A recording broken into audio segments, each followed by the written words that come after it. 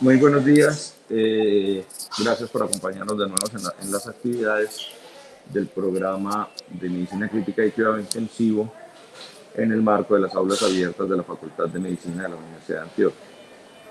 Para el día de hoy, el doctor Andrés Hernández, que es fellow ya de segundo año del programa, nos va a presentar como seminario mayor un tema muy interesante, de mucho debate y poca claridad en cuidado intensivo, el área donde nos encontramos constantemente retados a tener que discriminar en si un paciente tiene una respuesta inflamatoria secundaria a una infección o secundaria a otra causa.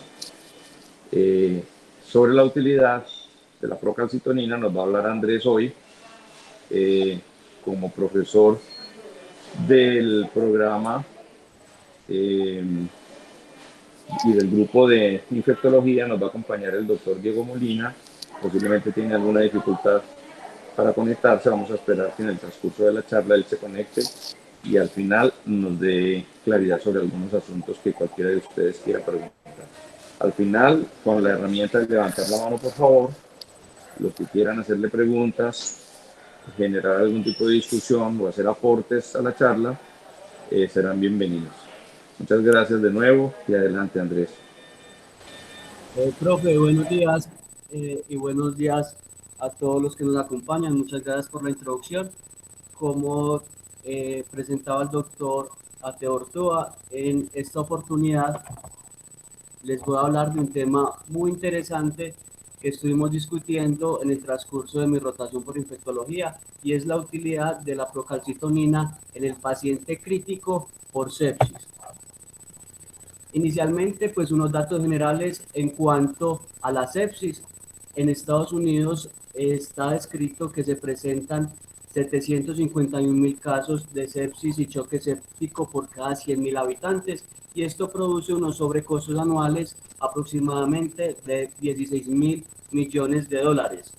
En Colombia hay pocos estudios, pero los pocos que hay han descrito una mortalidad en nuestro país de 23 al 38%. Hay un estudio muy interesante en Santander que describe pues estos datos, y sin lugar a dudas todos sabemos que la piedra angular para el tratamiento de la sepsis y del choque séptico es el drenaje del foco, y sin lugar a dudas los antibióticos, que son ampliamente prescritos en los pacientes críticamente enfermos con esta patología.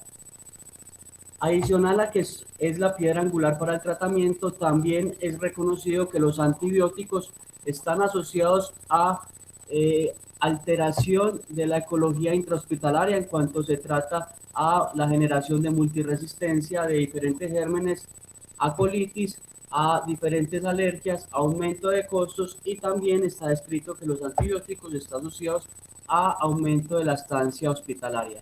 De allí la importancia de la procalcitonina, porque en el transcurso de todos estos años se ha intentado encontrar la utilidad de este biomarcador en la prescripción de antibióticos, en el pronóstico en el pronóstico de los pacientes con choque séptico. Por eso la importancia de esta discusión. Este fue uno de los primeros artículos que salió hace casi 30 años en Lancet, donde se describía cómo los pacientes sépticos e infectados tenían altos niveles de procalcitonina. Sin embargo, la procalcitonina como tal tomó importancia luego del 2001, cuando en la segunda definición de sepsis, que fue en este año, se incluyó la procalcitonina como uno de los marcadores que nos ayudaba a hacer diagnóstico de sepsis.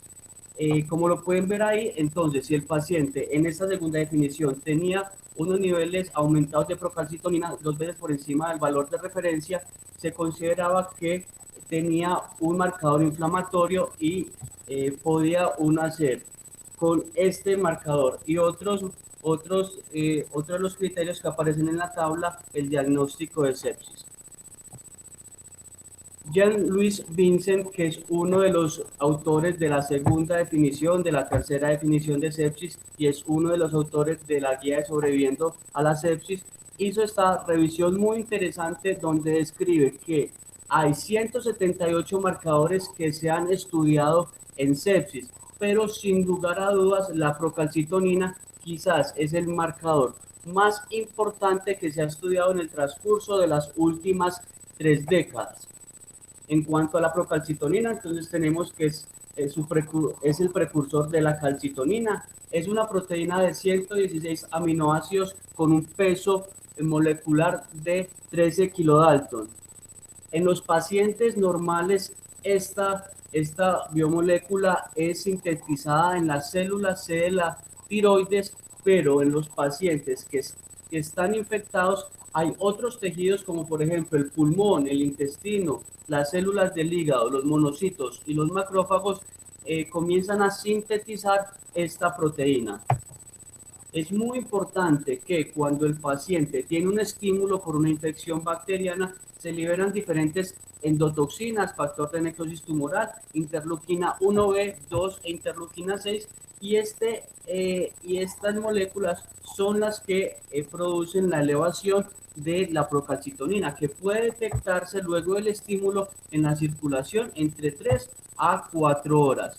Y también muy importante reconocer que en infecciones víricas lo que se estimula es la generación de interferón gamma, y esta, a diferencia de las moléculas previamente mencionadas, suprimen la producción de la procalcitonina.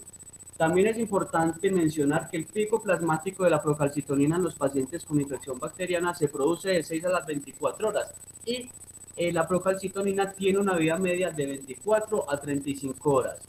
En personas sanas, las concentraciones de procalcitonina se encuentran por debajo de 0.1 miligramos por litro.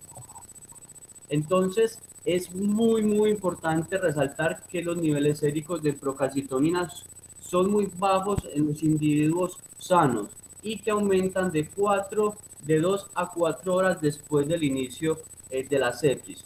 Y como vamos a ver más adelante, luego de que uno inicia la terapia antibiótica o terapia antimicrobiana, y cuando esta terapia antibiótica es apropiada, los niveles de procalcitonina disminuyen rápidamente si la terapia es efectiva. Se han estudiado diferentes puntos de cortes, como lo ven en la tabla, pero muy importante que reconozcamos este punto de corte, 0.5 nanogramos por mililitro, porque como vamos a ver más adelante, es el punto de corte que han utilizado la mayoría de los estudios que vamos a mencionar. También hay que tener en cuenta que en los pacientes renales crónicos y en los pacientes postquirúrgicos los niveles de procalcitonina van a estar aumentados. Entonces, los puntos de corte para definir si el paciente puede estar cursando con una sobreinfección bacteriana es diferente. En los pacientes renales se consideran normales procalcitoninas de 0.5 hasta 1.5 nanogramos por mililitro, y en los pacientes quirúrgicos miren que el punto de corte puede ser tan alto hasta 4 nanogramos por mililitro. También es importante reconocer que hay diferentes patologías que nos pueden elevar la procalcitonina sin estar cursando con una sobreinfección bacteriana. Algunas de estas condiciones se resumen en esta tabla. Importante resaltar las enfermedades autoinmunes, la enfermedad inflamatoria intestinal, la enfermedad cerebrovascular. El infarto también es una causa muy importante, los pacientes que presentan parada cardíaca y los pacientes con alguna neoplasia, sobre todo con linfoma no Hodgkin, leucemias y carcinoma de células renales y el carcinoma hepatocelular.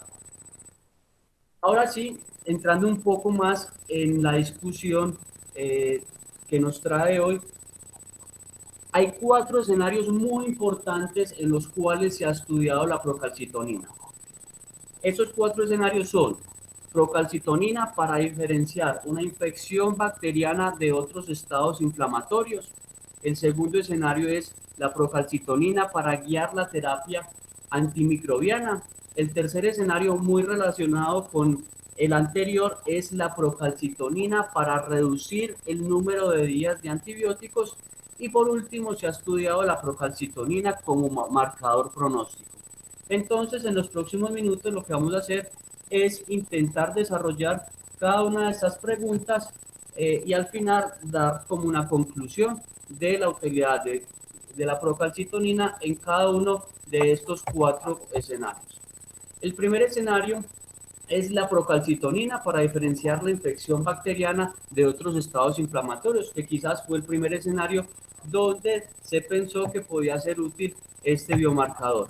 Entonces, para hablar un poco de esta pregunta, tenemos 3 metaanálisis que ustedes ven en el cuadro de la diapositiva. Un metaanálisis que se realizó en el 2006, otro metaanálisis en el 2007 y otro metaanálisis, el más reciente, que trata el tema en el 2013. Vamos a ver el primero del 2006, que fue realizado por Bernard Usan y su grupo de trabajo, fue publicado en el Critical Care e incluyó 33 estudios.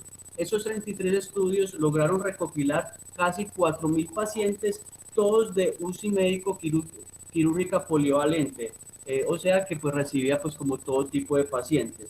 Además de evaluar la procalcitonina sola, también comparó la procalcitonina con la PCR.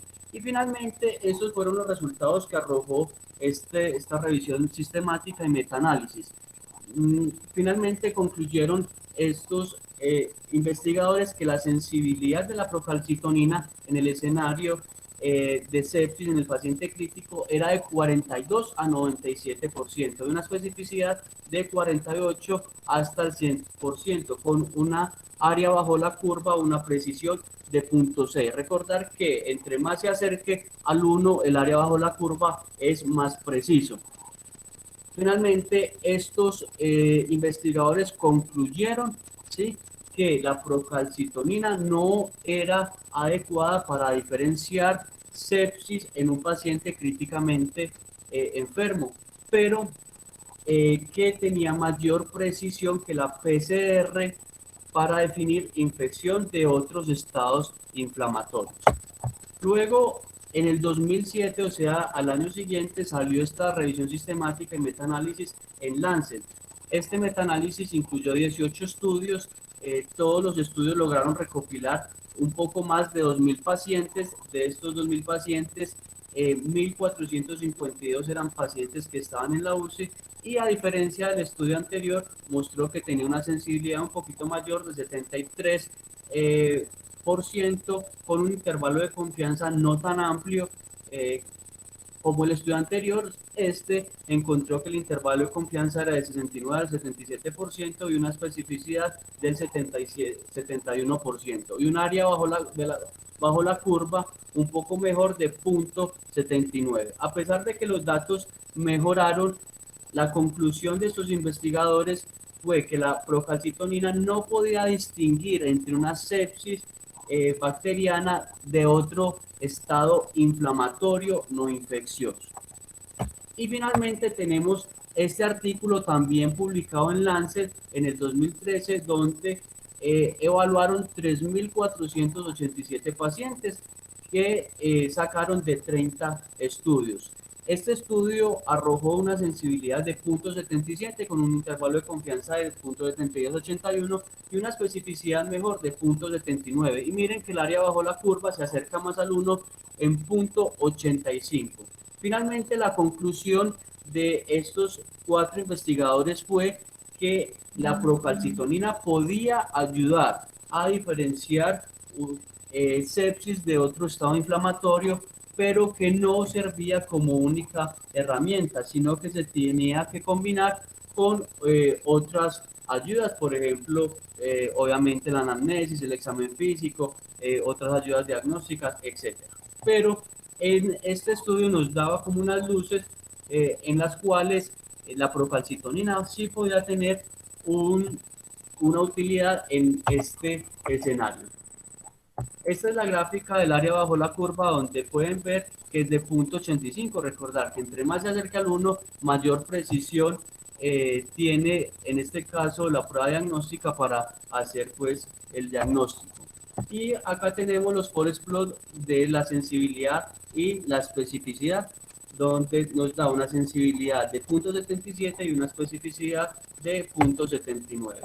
Entonces la conclusión, luego de analizar esos tres metaanálisis, es que la procalcitonina nos puede ayudar, pero no como única herramienta para diferenciar de sepsis por infección bacteriana de otros estados inflamatorios.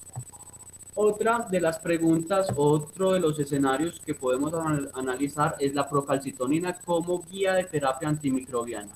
Entonces, para esto comenzamos analizando este RCT publicado en Critical Care Medicine en el 2011, un estudio que se denominó el FAS por el nombre del grupo de investigadores que desarrolló este RCT. Todos fueron pacientes que adquirieron infecciones en UCI.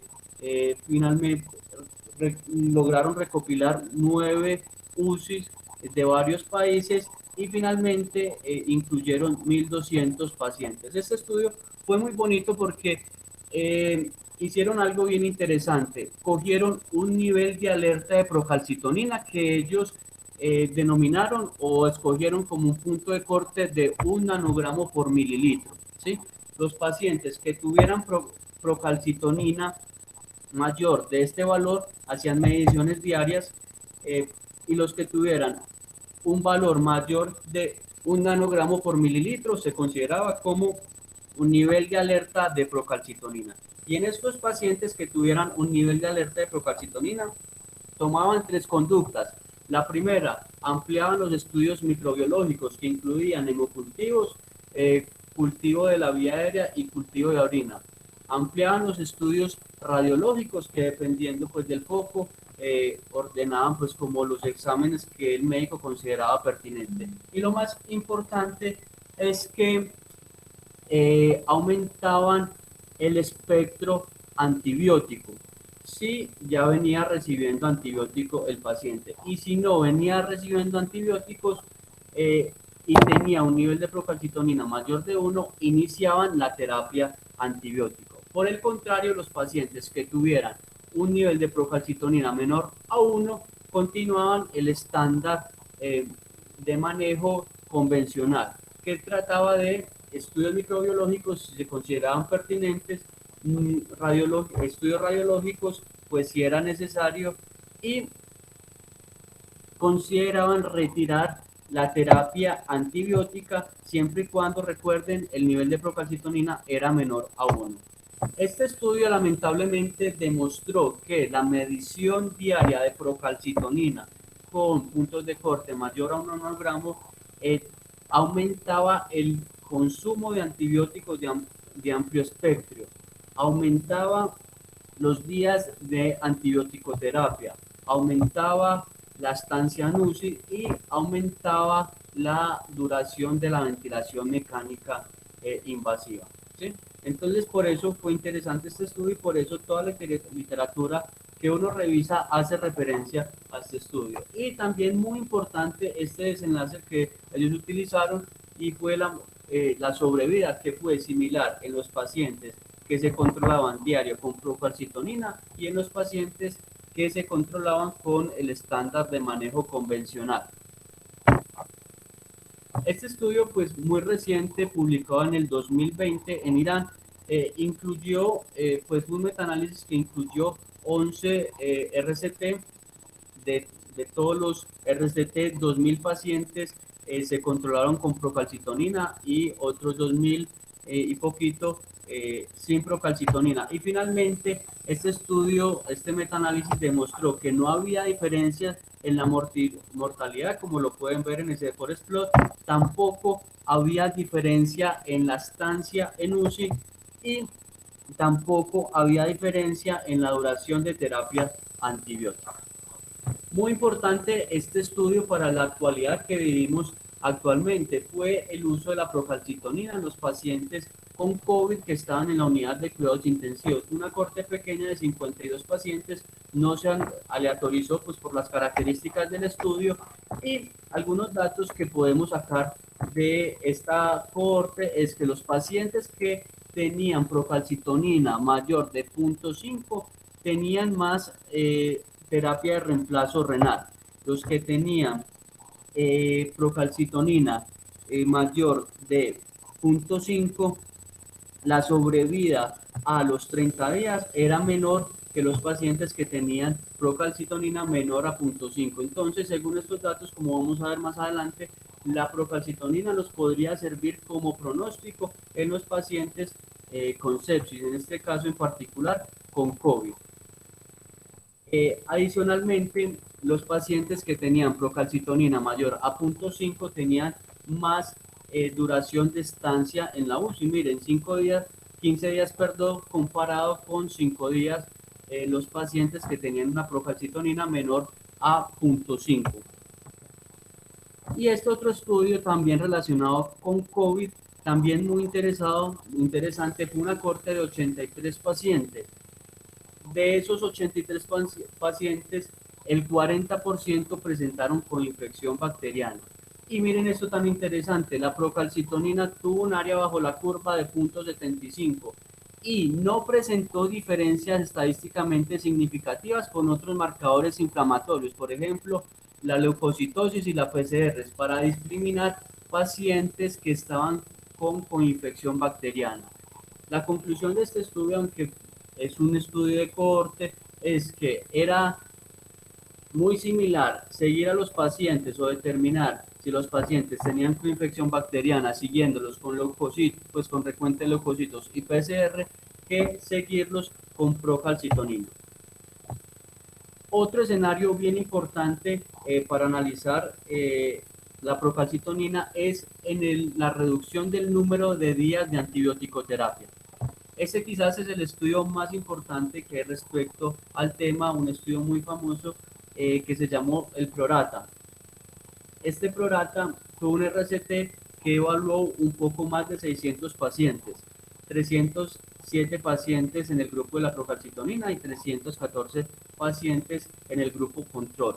Y ese estudio fue importante porque tuvo algunos puntos de cortes que son los que utilizamos actualmente, tanto para iniciar los antibióticos, como ven en la parte superior de la gráfica, y para descontinuar los antibióticos, como se puede observar en la parte inferior de la gráfica. Entonces, como si vemos la imagen, entonces los pacientes que tengan concentraciones menor a 0.25, los antibióticos deberían ser descontinuados con una recomendación pues como fuerte. Los pacientes que tengan concentraciones de 0.25 a 5 se podría considerar descontinuar los antibióticos. Los pacientes que tengan concentraciones mayor de 5 y de 0.5, perdón, y 1, los antibióticos deberían ser iniciados, y si la procalcitonina es mayor de 1, los antibióticos deberían ser nuevamente pues iniciados con una recomendación muy fuerte. Entonces, la conclusión de esta parte superior de la gráfica es que si los pacientes tienen procalcitonina mayor de 0.5, uno debería considerar el inicio de antibiótico-terapia según el protocolo que utilizaron en el PRORATA. Y en la parte inferior vemos algunas de las recomendaciones para descontinuar los antibióticos. Entonces, si el paciente tiene concentraciones menor a 0.5, uno debería considerar descontinuar los antibióticos, sobre todo si las concentraciones de procalcitoninas son menores a 0.25. A diferencia, si son mayores a 5 o si ha disminuido menos del 80% el pico de la procalcitonina. En esos casos, uno debería continuar los antibióticos. Sin embargo, a pesar de que esto es lo que utilizamos en muchas partes y es lo que se recomienda en muchos artículos, los resultados de este estudio no fueron tan dramáticos como lo esperábamos. Como pueden ver en la diapositiva, la diferencia absoluta de antibióticos fue de 2.7 días, con un intervalo de confianza de 1.4 a 4.1. O sea, en el peor de los casos se ahorró antibióticos 1.4 días y en el mejor de los casos se redujo el uso de antibiótico a 4.1 días. La mortalidad y los otros desenlaces que se evaluó en este prorata no tuvieron diferencias estadísticamente significativas. Muy importante entonces recordar que una disminución del 30% o más en los niveles de procalcitonina en las 24 horas luego del inicio de antibiótico-terapia sugiere que se ha seleccionado la terapia antimicrobiana correcta. Por eso en algunas partes se recomienda hacer procalcitonina de control. Se ha disminuido significativamente, entonces uno podría asumir que la terapia antibiótica es la adecuada. Por eso se dice que el valor absoluto de procalcitonina no es tan relevante como si se hacen mediciones intermitentes de procalcitonina, porque los cambios en la tendencia, sin lugar a dudas, son más importantes que el valor absoluto. Hay 3 metaanálisis, como pueden ver en la gráfica, que evalúan este escenario que nos estamos planteando en este momento.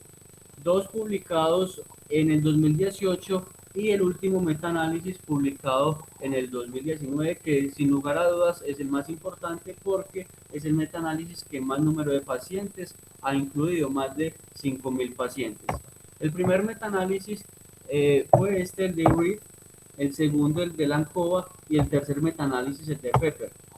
El primero metaanálisis que vamos a hablar fue publicado en Critical Care, incluyó 11 RCT y esos 11 RCT logró recopilar 4.482 pacientes, 2.252 pacientes seguidos con procalcitonina y 2.230 pacientes en el grupo control. Como pueden ver en la tabla de resultados, el número de días de antibiótico-terapia fue más o menos similar.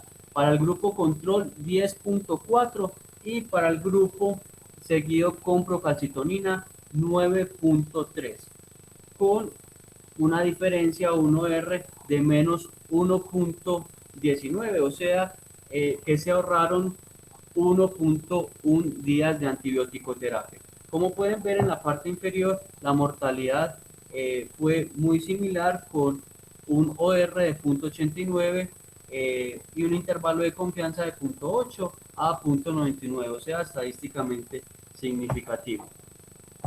Este otro metaanálisis que aparecía en la tabla anterior, también publicado en Critical Care Medicine en el 2018, incluyó 3.489 pacientes y este metaanálisis encontró que los pacientes estaban libres de la ventilación mecánica 7.35 días versus 8.85 días en el grupo control.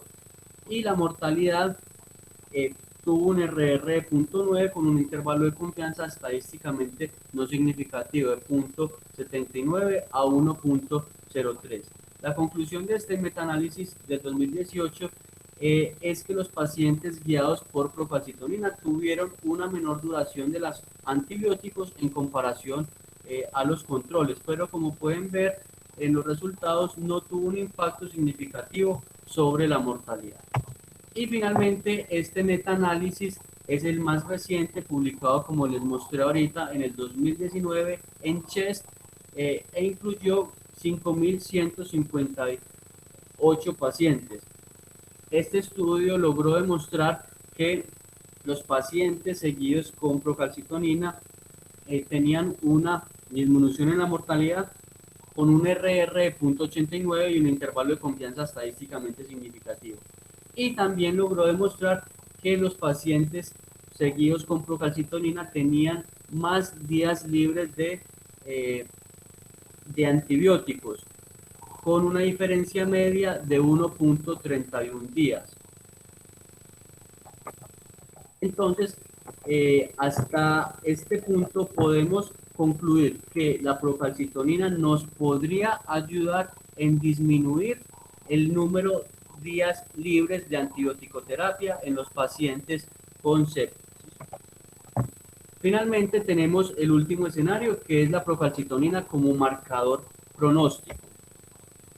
Estas son las publicaciones que se ha hecho al respecto, donde son estudios que han evaluado como desenlace primario la mortalidad. Tenemos entonces el estudio de SAN, que evaluó, un metaanálisis que evaluó 15 estudios, el estudio de Juan, que evaluó o incluyó 3 estudios, y finalmente el estudio de Prino, que evaluó 7 estudios.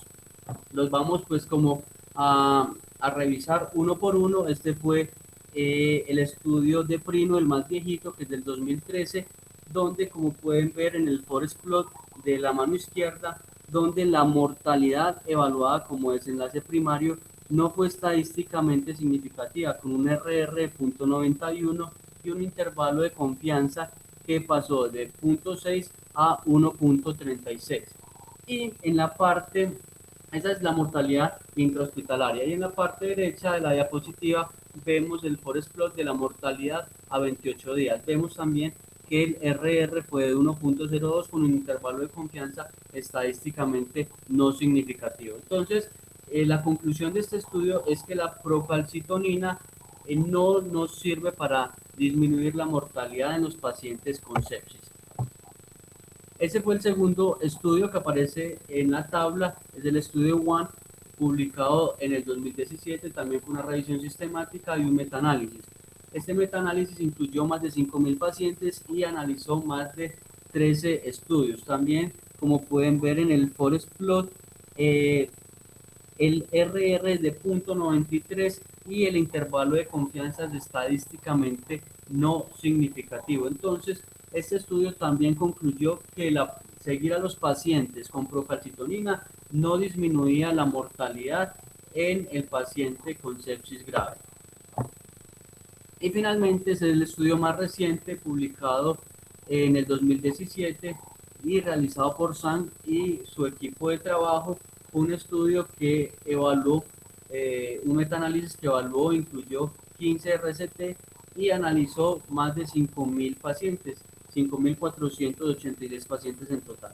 Y también, como pueden ver en el forest plot en la parte de la derecha de la diapositiva, tuvo un OR de 0.96 con un intervalo de confianza estadísticamente no significativo. Entonces, finalmente, el análisis de estos 3 metaanálisis concluye que los estudios que evaluaron como desenlace primario la mortalidad en los pacientes seguidos con procalcitonina no tenían una disminución de la mortalidad. Sin embargo, cuando hablamos de procalcitonina como pronóstico, es muy importante analizar este estudio, donde está descrito que si la procalcitonina, al hacerle seguimiento, tiene una disminución mayor del 80%, la mortalidad de estos pacientes va a ser inferior al 10%, ¿sí? A diferencia de los pacientes que, cuando se siguen en el tiempo y la procalcitonina, en vez de disminuir, aumenta, ¿sí? O si tiene una disminución menor del 40%. Estos pacientes van a tener una mortalidad de 50%. En resumen, si la procalcitonina disminuye más del 80%, la mortalidad está más o menos en menos del 10%, y si aumenta o disminuye menos del 40%, la mortalidad va a ser alrededor del 50%. Luego de este estudio es que se considera que la procalcitonina nos podría también servir como un marcador pronóstico en los pacientes con sepsis y con choque séptico en las unidades de cuidados intensivos. Entonces, como conclusiones, vimos en el transcurso pues, de estos minutos que la procalcitonina podía tener utilidad en diferentes escenarios. Como seguimiento, quizás es el escenario donde mayor evidencia se tiene, nos sirve para suspender o para iniciar antibióticos, inclusive nos podría servir para escalar la terapia antibiótica. también tendría utilidad o nos podría servir como pronóstico. Como vimos en la diapositiva anterior, nos habla de mortalidad siempre y cuando la procalcitonina aumente o no disminuya valores considerables en el transcurso del tiempo, ¿sí? En cuanto a la mortalidad, los estudios que analizamos no son contundentes y hasta ahora los metaanálisis que se han realizado no han demostrado que los pacientes que se siguen con procalcitonina tengan eh, menos mortalidad que los pacientes que no se siguen con procalcitonina. Y en cuanto al último escenario que nos planteamos es el diagnóstico.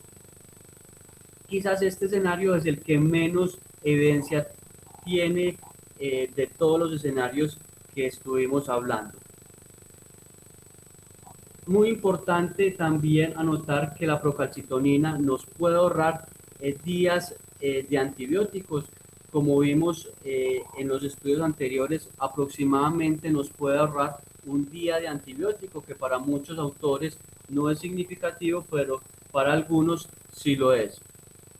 Sin embargo, finalmente lo más importante es reconocer que la procalcitonina no se debería utilizar como herramienta única, como vemos pues casi en todos los estudios.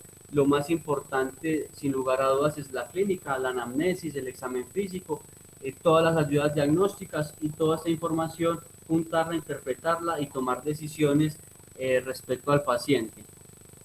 Y muy importante también mencionar, y esto lo anotan en todas las revisiones, es que los estudios son muy heterogéneos y a pesar de que hay demasiada evidencia, muchos metaanálisis, muchos pacientes analizados, los datos de estos pacientes son muy heterogéneos, entonces hacen muy difícil la interpretación.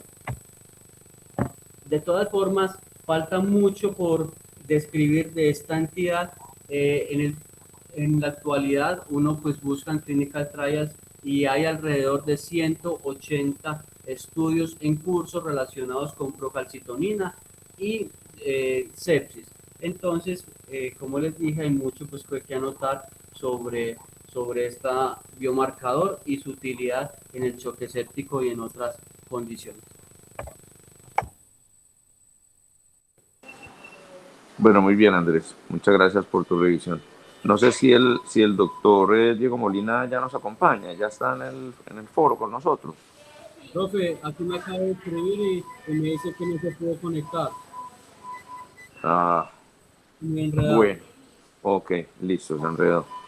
Bueno, muy bien, muchas gracias por tu revisión y te felicito por la búsqueda que hiciste en Clinical Trials. Es supremamente importante que la gente en formación y mucho más haciendo una subespecialidad esté pendiente de todo el conocimiento que está en la frontera, hacia dónde va la investigación y eso, ¿listo?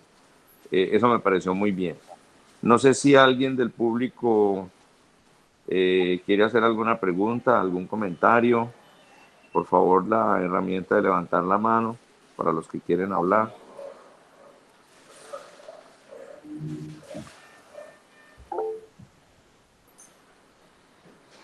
Adelante, David, por favor. Buenos días a todos, Litana, gracias por la presentación, muy buena, muy clara. Pronto la pregunta es si leíste algo, digamos, algún escenario clínico, digamos, puntual, pues donde vos, o digamos, en todo lo que leíste, un escenario clínico así como específico, donde se pueda, digamos, utilizar, pues, con más certeza, pues, que en otros. ¿Leíste algo de eso? Pues, me refiero en el escenario, pues, de neumonía, pues, o de sepsis de origen respiratorio, ahorita del COVID, de pronto leíste algo, pues hay algo que tengas ahí como, pues, de pronto hayas leído. Sí, señor. Estoy buscando para mostrarle, profe, un escenario muy interesante que básicamente quizás donde más se ha estudiado es en la neumonía asociada a la ventilación mecánica. ¿Sí? Hay un estudio muy bonito que se llama el PROVAP, donde demostró que la procalcitonina en los pacientes disminuía el número de antibióticos en este escenario. y quizás es como el escenario donde más evidencia tiene en la neumonía asociada a la ventilación mecánica. Y sin lugar a dudas, el otro escenario, pues fuera de la UCI, es en el paciente efocoso, que pues está escrito que nos sirve para tomar la decisión de iniciar o inclusive suspender la antibiótico terapia, pero eso ya es fuera de la UCI. Sí, ese escenario pues de los estudios pues realmente pues en neumonía asociada a la ventilación pues donde digamos se evidenciado, denotado pues un beneficio en el uso de la procalcitonina para cortar digamos tiempos de tratamiento antibiótico, pues realmente son estudios que siempre tienen pues como sus cuestionamientos metodológicos y de todas maneras pues siempre como el pero pues que le ponen los infectólogos es que de todas maneras usted no puede condicionar el tiempo antibióticos pues, a un valor o un parámetro de inflamación, sino que también depende de muchas otras variables, como también del aspecto clínico y como es también la naturaleza del germen, ¿cierto? No es lo mismo, digamos, el tiempo de tratamiento pues, para una pseudomonas que para un estafilococo meticilino sensible, ¿cierto? Entonces era como el cuestionamiento que siempre poníamos. Yo no sé, digamos, ahorita pues en este escenario, yo veo que ahí en la IPS lo hacemos y me parece que es interesante a veces la medición de los niveles de procalcitonina en el escenario del paciente con COVID, digamos, para hacer un monitoreo pues de la complicación pues más frecuente que hay, es la sobreinfección bacteriana. Eso pues me imagino pues, que apenas están saliendo los trabajos, pero yo creo que es un escenario interesante, digamos, para uno definir tempranamente de pronto qué pacientes requieren inicio de antibióticos más tempranamente o estudios de rastreo microbiológico. Me parece un escenario donde hay mucho pues como que puede ofrecer la procalcitonina. Profe, no sé si está viendo la diapositiva en este momento. Sí, Yo ahí, pues en el transcurso de estos minuticos, mostré dos estudios precisamente relacionados con eso, de la utilidad de la procalcitonina en el escenario de COVID, precisamente porque nosotros, pues en la León 13 utilizamos la procalcitonina muchas veces para definir el inicio o no de antibióticos cuando sospechamos una coinfección bacteriana. Hice la búsqueda de ese escenario COVID procalcitonina y arrojaron esos dos estudios que son los más recientes. Y como puede ver en la diapositiva, llamativamente, la procalcitonina no tuvo diferencias con otros marcadores inflamatorios, incluyendo la leucocitosis y la PCR. Para estos autores fue lo mismo seguir a los pacientes con, pues, con el recuento de leucocitos y PCR que con la procalcitonina para definir si tenían coinfección bacteriana o no. Y en este estudio tuvo la procalcitonina un área bajo la curva 175, que es pues, más bien regular. Sí, muy bien, pero sabes que a mí la observación que hace el profesor David me parece supremamente interesante. Yo iba a hacer una pregunta dirigida a eso. No sé si encontraste o valdría la pena en el futuro generar una reunión para que busquemos evidencia, hagamos una discusión, un debate y, y propongamos, por ejemplo, en la IPS o en cualquier institución, hacer un seguimiento, una especie de corte en conjunto con los médicos que están relacionados con eso. Y se trata específicamente, que yo creo que era lo que quería preguntar David, en esos escenarios de incertidumbre, como por ejemplo el COVID, pero también, por ejemplo, en el caso de pacientes con algún tipo de inmunodeficiencia. Por ejemplo, el caso de las neoplasias húmedas y las neoplasias sólidas o pacientes que estén en inmunosupresión, eh, que digamos, qué rango de especificidad y sensibilidad tienen esos casos comparado, por ejemplo, con el recultivo de sangre, con los hemocultivos de control, por ejemplo, en las 72 horas después de haber iniciado terapia y mucho más en el contexto de casos en los que la clínica es tan difícil. No sé si encontraste algo o alguien de los que nos está acompañando conoce de algo sobre el rendimiento de la precalcitonina en esos escenarios que son tan difíciles, que yo me imagino que es a lo que se quería referir también David. Sí, pero nosotros, cuando hicimos esta discusión pues, en el transcurso de la rotación, encontramos eh, 5 escenarios donde era muy difícil la interpretación de la procalcitonina, ¿sí? Porque podía estar falsamente aumentada. Una de esos escenarios es la neoplasia, sobre todo las neoplasias como el linfoma no Hodgkin, la leucemia y el cáncer renal y hepatocelular. También los pacientes con enfermedades autoinmunes, la interpretación de la procalcitonina es muy difícil porque puede estar falsamente elevada sin ser una infección como tal. En los pacientes con enfermedad cerebrovascular y enfermedad cardiovascular, pues, específicamente infartados.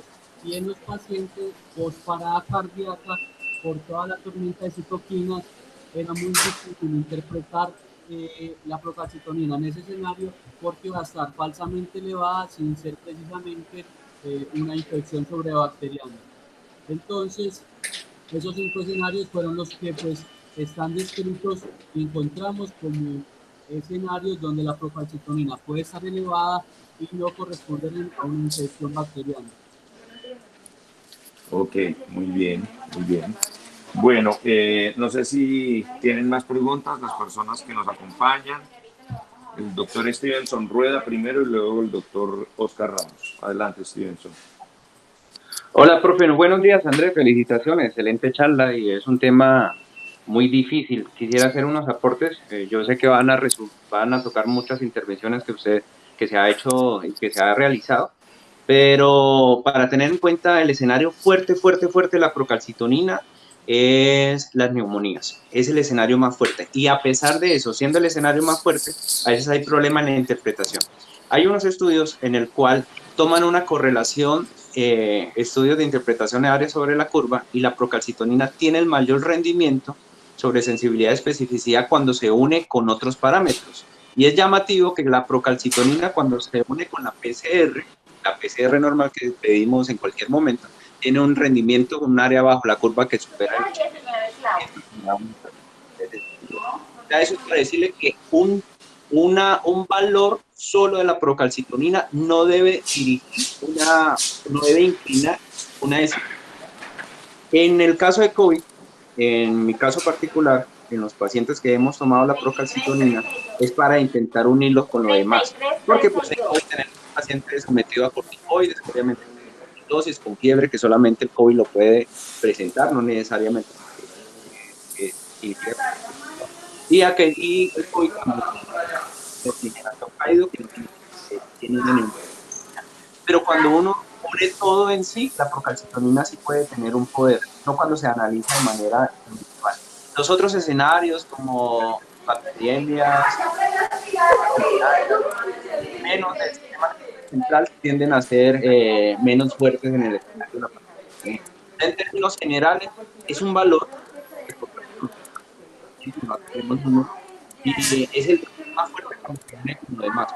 Obviamente, cuando se retira o no el antibiótico, la procalcitonina varía ese valor de 5 a 6 días, es indicar que el paciente está mal indicado el antibiótico.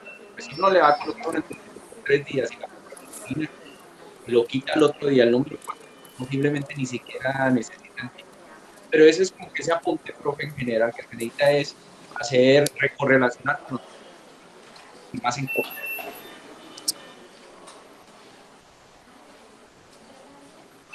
Excelente, Stevenson. Muchas gracias. Ya, es que se te escuchó un poquito intermitente, pero ya terminaste tu intervención.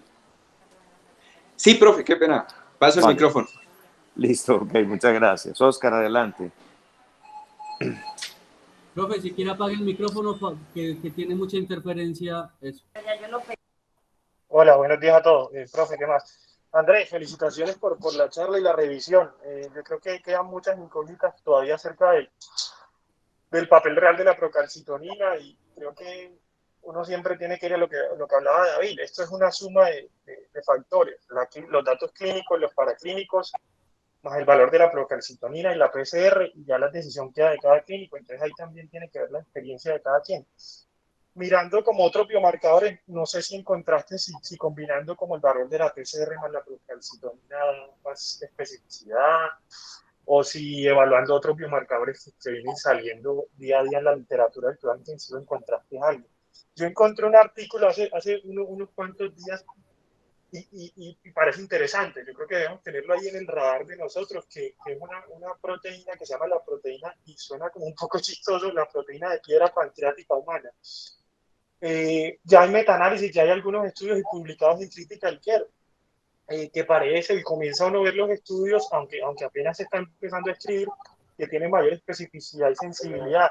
Y cuando se une con procalcitonina no cambia, pero es muy llamativo cuando unimos los valores de PCR con la proteína pancreática humana, aumenta la especificidad más del 90% en ese metaanálisis que se los he comentado. Ahí se los dejo ahí como un dato interesante a mirar. De pronto no es solo un solo biomarcador que miremos, sino que también la combinación de varios nos pueden ayudar a mejorar la especificidad y la sensibilidad.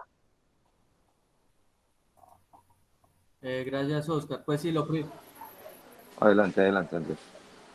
no, pues para resaltar lo que estaba mencionando el doctor Oscar, sin lugar a dudas, la conclusión más grande de esta charla es que la procalcitonina como valor único posiblemente no tenga relevancia. Su importancia se suma cuando además de la procalcitonina tenemos en cuenta la clínica del paciente y el escenario pues general del entorno. ¿Sí?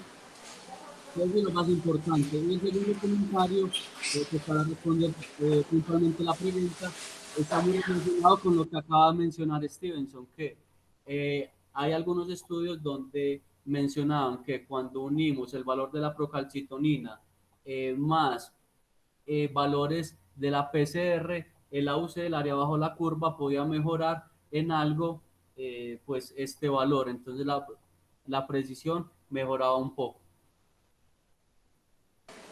Perfecto, muchísimas gracias Andrés y te felicito. Muy buena charla, muy buena revisión. Gracias a todos por acompañarnos. El próximo jueves, acuérdense que tenemos a nuestra invitada internacional, la doctora Pilar Escribano, es cardióloga, especialista en falla cardíaca y en hipertensión pulmonar. Es la directora del registro más grande de hipertensión pulmonar que tienen en España. Es la directora de la sección de circulación pulmonar de la Sociedad Europea de Cardiología y directora del máster de hipertensión pulmonar de la Universidad Complutense de Madrid. Es coautora también de las guías de hipertensión pulmonar de la Sociedad Europea de Cardiología y de la Sociedad Española. Ella nos va a hablar de embolia pulmonar de alto riesgo y se van a tocar obviamente temas de hipertensión pulmonar y falla del ventrículo derecho. El próximo jueves a las 7:30 nos vemos por este mismo canal. Muchas gracias a todos y un feliz día. Gracias Andrés, muchas gracias.